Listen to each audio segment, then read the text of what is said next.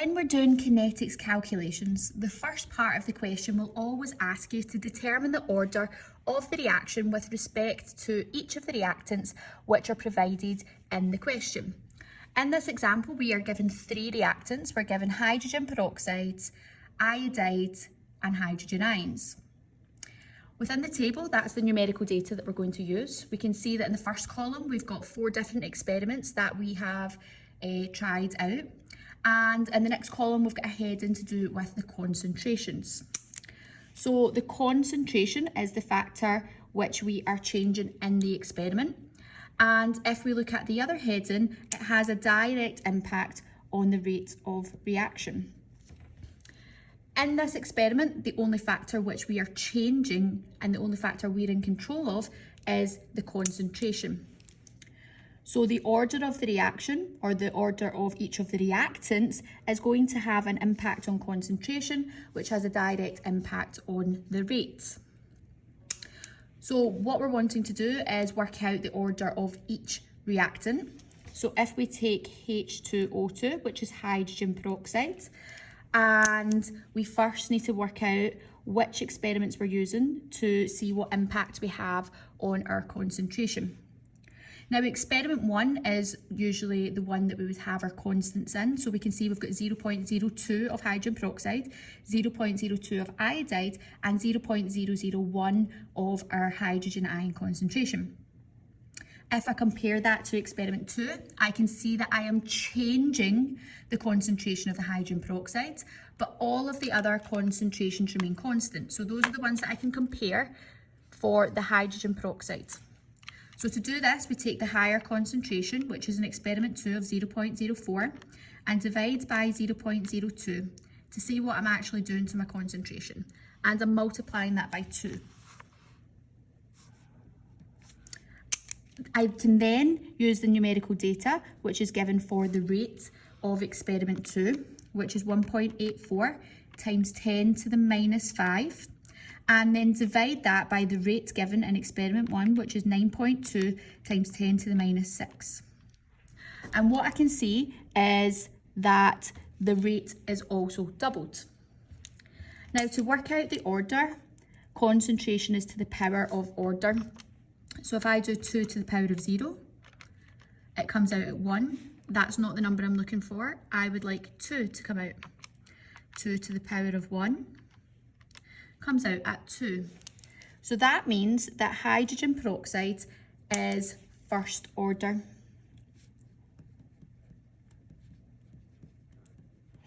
And with that being first order, we can write the expression as H2O2, and because it's a positive 1, we don't write the positive 1 power there in our expression. We can then take our second entity, or our second reactant, which is our iodide ion. Again, we need to decide which experiments we're going to compare. We're going to probably use experiment 1, and I can see that my iodide concentration in experiment 1 is 0.02. So if I compare that to experiment 3, I can see that that has doubled, it has changed, and that my concentration of hydrogen peroxide and hydrogen ions remain the same. So what we want to do for this one is we want to again compare experiment 3 to experiment 1. I take my big concentration, which is 0.04, divide by 0.02, which is the concentration of the iodide in experiment 1, and I can see that I am doubling my concentration. I need to see what impact that actually has on the rates. So in experiment 3, I have 1.84 times 10 to the minus 5. I divide it by the rate of experiment 1, which is 9.2 times 10 to the minus 6. And I can see that again, that doubles. Remember, we are wanting to work out the order of the reactants. And similarly to the one above, 2 to the power of 1 comes out at 2, which means that the iodide is first order. And again, we can just write that expression as I minus. We don't put the positive 1 there because we don't put positive 1s down in chemistry. We're going to repeat this process again for the hydrogen ion concentration. So I need to decide which experiments. Again, I'm going to be probably using experiment 1. It's not always the case, but the majority of time it is. And I want to see which one I am changing the concentration of the hydrogen ion. I can compare 1 and 4 because the concentration of the hydrogen ion is changing, but the hydrogen peroxide and iodide remains constant. So this time I'm going to have 0.02, which is experiment 4 concentration, divide by 0.01. And that will tell me that I am doubling my concentration. I need to see what impact that has on the numerical data for rate. So I'm going to take my experiment 4 rate, which is 9.2 times 10 to the minus 6, and divide by 9.2 times 10 to the minus 6, which is the rate for experiment 1. And I can see that what happens is nothing. It just remains the same. Times them by 1. Now what I want to do is I want to find out the overall order. So to do that, I have to take my concentration, which is 2, and I'm going to put to the power of 0 first. And anything to the power of 0 is itself, which means that this is 0 order. So to write this, we would write 0 order. And if you wanted to write that as an expression, you could write your H plus in square brackets to the power of 0. The second part of this question will always be asking you to write the overall rate of the equation and then to determine the overall order. So what we're wanting to do is we can see rate, we've got a constant that we've got there. So we've got rate is equal to K, which is our constant, hydrogen peroxide, H2O2, to the power of 1, but remember we don't write ones, I minus to the power of 1, and because this makes no impact to the rate, we eliminate that completely from our rate equation. Now to work out the overall order, we want to add up the indices of our powers. 1 plus 1 means that the overall order of the reaction is second order. Now once you have written the overall rate equation, we then have to work out the value of the rate constant K. So to make that the subject matter, we're going to have to rearrange this equation so that K is equal to rate divided by, and in this case, my concentration is my H2O2 and my I minus. Obviously, if we had to the second order, we would have to put the power of 2 here, but again, because each of these entities only have an order of 1, we don't write that as an expression here. At this point, what we're going to do is a straight substitution, so you can take any experiment and take the whole line of information given in the table to insert in. I'm going to take experiment 1. The rate which is given in the equation for experiment number 1 is 9.2 times 10 to the minus 6. The concentration of the hydrogen peroxide is 0.02 and my iodide is also 0.02, and those are to the power of 1, so they just remain as they are. My maths teacher used to make me do all of my working, so I do not skip steps. I'm going to do the bottom part of 0.02 times 0.02 and write that as my expression, which is 4 times 10 to the minus 4. And then I would multiply that out, 9.2 times 10 to the minus 6 divided by 4 times 10 to the minus 4.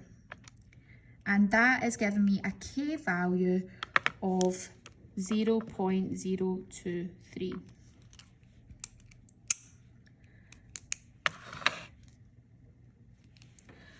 When we have done the value of K, we then have to be able to get the appropriate units for K. Now to do this, we're going to use this expression again, where rate is found over concentration. Now the overall order of the reaction, remember, is when we add up the indices of the power of each of our reactants. So what we would have is 1 plus 1, which is 2. So that means I'm going to have to square the concentration to represent the second order for the overall order of the reaction. We then just want to substitute the units which are given in the table.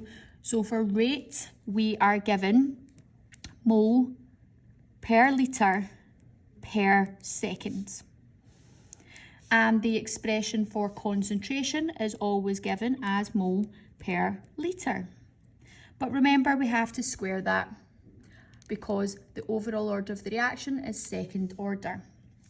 So if I multiplied that out, the first step would remain the same. Top line doesn't change, but mole squared would become mole 2.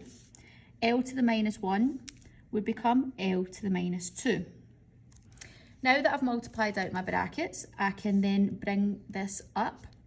If this is positive 2 at the bottom, it becomes negative 2 at the top. Mol 1 minus 2 becomes mol to the minus 1. If this is minus 2 on the bottom line, when I bring it up, it becomes positive 2. Minus 1 plus 2 gives me 1. Remember, we do not write positive ones in chemistry. We don't have an S, so S remains to the minus 1. This is the appropriate units. It doesn't matter which order, but in older past papers, they may put the positive and then do it in alphabetical order to the negative. So you may also see this written as L mol minus 1, S minus 1, but this here is perfectly fine and can be accepted in the past papers. This past paper question is from the Advanced Higher 2018, written 9D. And part 1 to this question states that the reaction is first order with respect to both reactants, and it asks us to write the overall rate equation for the reaction. So I know that rate is equal to the rate constant, which is represented by the letter K. We are given our first reactant, which we can give in square brackets as C4H9Br. It's to the power of 1 because it tells us in the question that this is first order. And then we can write our next reactant, which is our hydroxide ion, which is OH minus to the power of 1. That there is our rate equation. Now the second part of the question, I always like to split into two. And they will always ask us to give the value of the rate constant K. So we're trying to rearrange this equation. So we'd have K is equal to rate divided by the concentration of our first reactant to the power of 1 multiplied by our second reactant to the power of 1. So this here is our correct rearranging for that expression. We then want to substitute any line. I'm just going to do the first line given in the table. So the rate is given as 3.3 times 10 to the minus 6 divided by, and I've got 0.25 for my C4H9Br, and I have got 0.10 for my hydroxide. Now, as I'd expressed earlier, my maths teacher made me do full working, so I don't type everything in the calculator, I do it step by step. So I'm going to have to multiply out that bottom line. 0.25 times 0.1 gives me 0.025. I will then divide this out. And I have 3.3 times 10 to the minus 6 divided by my answer, which was already popped into my calculator. And that gives me K as 1.32 times 10 to the minus 4. What I now need to do is I need to find my units of K. And this is where we take this expression as we had earlier, but what we're wanting to do is to substitute the unit for rate, which is given in the question. And the unit for rate given in the question is mole per litre per second. We then are going to divide that by the concentration, and the unit of concentration is mole per litre. Now remember, we have to add up the indices of our powers for our orders. So that's first order, 1 plus 1 gives me 2. So I'm going to have to firstly multiply out this expression. Top line doesn't change, mole per litre per second. However, when I multiply that out, that becomes mole squared L to the minus 2. Mole, if it's positive 2 at the bottom, it becomes negative 2 at the top. 1 minus 2 gives me mole to the minus 1. If it's minus 2 on the bottom, when I bring it up to the top, we flip it, it becomes positive 2. Minus 1 plus 2 gives me L to the 1, but we don't write ones, S to the minus 1. This here is our units for second order for our rate constant. This past paper questions from the Advanced Higher 2017 multiple choice 9. Now what they're giving us is they are giving us a rate equation at the bottom, and it's saying that rate is equal to K of our concentration of B, and they're giving us our expression as second order. Now the question wants us to calculate the value of X, which is the rate of experiment 3.